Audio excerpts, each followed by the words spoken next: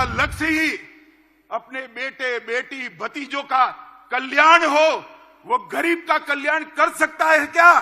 कभी नहीं कर सकता। मोदी जी फिर से एक बार इस देश के प्रधानमंत्री बनेंगे। मोदी 3 में ये देश पूर्णतया आतंकवाद, उग्रवाद और नक्सलवाद से मुक्त होकर शांत और समृद्ध भारत बनने की दिशा में आगे बढ़े। कि आने वाले 5 साल इस देश के शासन की धुरा किस पार्टी के हाथ में होगी, किस व्यक्ति के हाथ में होगी, मगर पूरे देश में कहीं पर भी संशय नहीं है, प्रश्न चिन्ह नहीं है।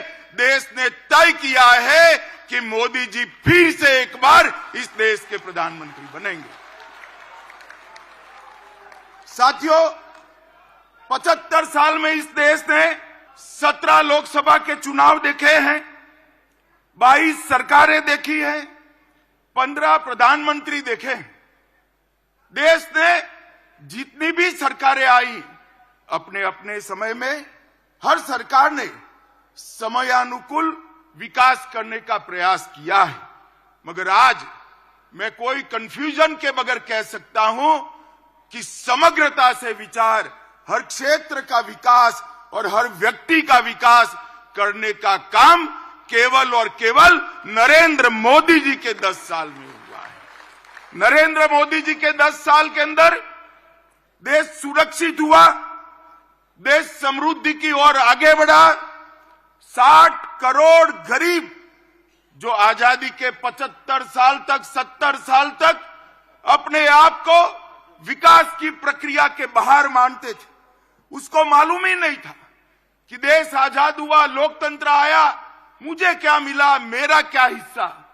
भाइयों और बहनों, 60 करोड़ गरीबों को घर देना, घर में गैस का सिलेंडर देना, पीने का पानी का कनेक्शन देना, बिजली पहुंचाना, शौचालय देना, 5 किलो अनाज गरीब को फ्री ऑफ कॉस्ट मुफ्त में देना और 5 लाख तक का स्वास्थ्य का उसका खर्चा भी सरकार। नरेंद्र मोदी जी ने पहली बार इस देश को गुलामी के प्रतीकों से मुक्ति दिलाने का आह्वान किया। ये शुरुआत आजादी के दूसरे दिन होनी चाहिए थी, परंतु जब तक कांग्रेस रही, जब तक इंडिया अलायंस वाले रहे, इसकी कल्पना भी नहीं की। मोदी जी ने गुलामी के प्रतीकों से मुक्ति के लिए 15 अगस्त को लाल किले की प्राचीर से आह्वान किया और जनता ने पलक पावड़े बिछाकर इसका स्वागत किया और आज गुलामी के प्रतीकों से हम मुक्ति पा रहे हैं। उग्रवाद और आतंकवाद, नक्सलवाद इस देश को 4 दशक से परेशान करता था। मोदी जी के 14 से 24 के कार्यकाल में उग्रवाद और आतंकवाद और नक्सलवाद अपनी अंतिम सांसें गिन रहा है। मैं देश की जनता को कहना चाहता हूं, मोदी 3 में ये देश पूर्णतया आतंकवाद, उग्रवाद और नक्सलवाद से मुक्त होकर शांत और समृद्ध भारत बनने की दिशा में आगे बढ़े। इंडिया अलायंस और कांग्रेस पार्टी इसकी देन थी कि इस देश के लोकतंत्र की स्पिरिट को खत्म कर दिया, देश के लोकतंत्र को भ्रष्टाचार, परिवारवाद, तुष्टीकरण और जातिवाद से कलर्ड कर दिया। कभी भी स्वतंत्र रूप से जनमत उभर कर न आए, इस प्रकार की लोकतांत्रिक व्यवस्था करने में परिवारवादी पार्टियां लगी रही। मोदी जी ने 10 ही साल में भ्रष्टाचार, परिवारवाद, तुष्टीकरण और जातिवाद को समाप्त कर विकास की राजनीति को मध्य बिंदु में लाया, जिसको देश की जनता ने स्वीकारा। इनके राजनीति में उद्देश्य क्या है? मोदी जी कहते हैं महान भारत की रचना हो, 2047 तक का लक्ष्य रखा, आत्मनिर्भर भारत की रचना हो, 2047 तक का लक्ष्य रखा।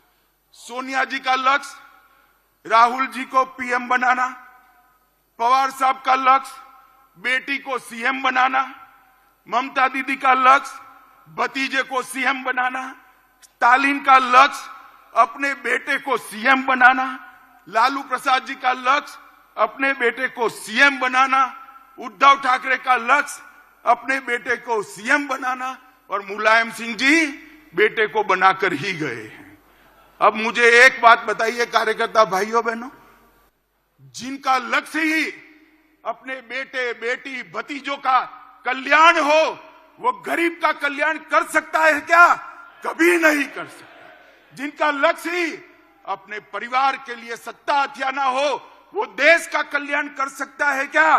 कभी नहीं कर सकता। मित्रों, इस देश के अंदर 2G, 3G और 4G पार्टियां हैं। 2G से मतलब आप 2G घोटाले से नहीं है।